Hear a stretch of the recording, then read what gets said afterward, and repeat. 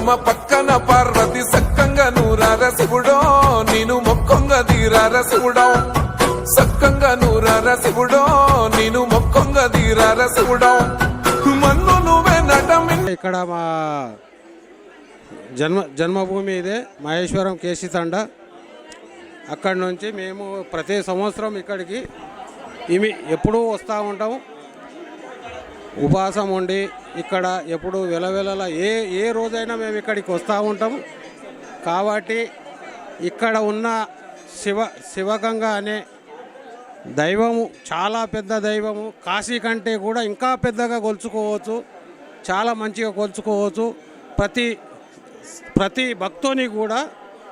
భక్తుని కూడా ఏది నమ్మితే అది కంపల్సరీ మంచి జరుగుతుందని నా నమ్మకం.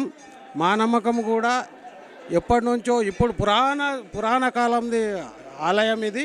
ఈ ఆలయాన్ని చాలా మంచిగా అభివృద్ధి చేసిరు.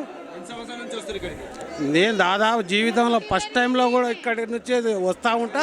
ప్రతి సంవత్సరం కొంపల్లిలో వైస్ చైర్మన్గా అయినా నేను వైస్ చైర్మన్గా ఇక్కడి నుంచి పోయి అక్కడ సెటిల్మెంట్ అయ్యి ప్రతి సంవత్సరం శివరాత్రికి ఇక్కడికే వస్తుంటా.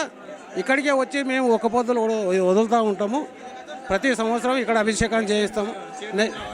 100% ఆ స్వామి దయ ఉంటే 100%గా కంపల్సరీ అవుతానని, ఆ భగవంతుని దయతోని అవుతానని కోరిక, సంతోషిస్తాం.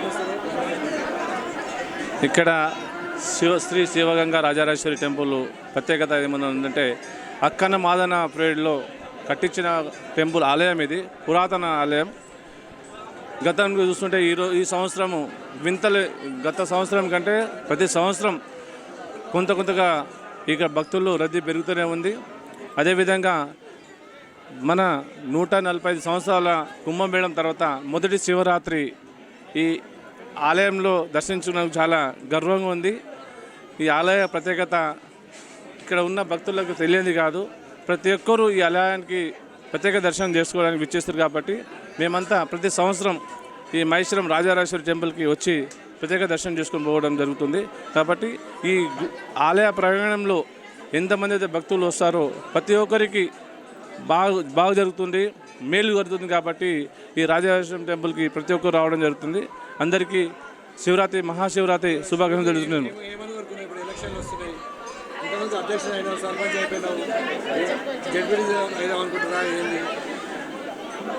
ప్రతి ఒక్కరికి కోరికలు ఉంటాయి. బట్ శివుని అనుగ్రహం ఉంటే, ఆయన ఆశీస్సులు ఉంటే ఏదైనా మాకు ఓకే అనుకుంటున్నాము. బట్ మహాశివరాత్రి పర్వదినాన విచ్చేసిన భక్తులందరికీ మహాశివరాత్రి శుభాకాంక్షలు ముగిస్తున్నాను.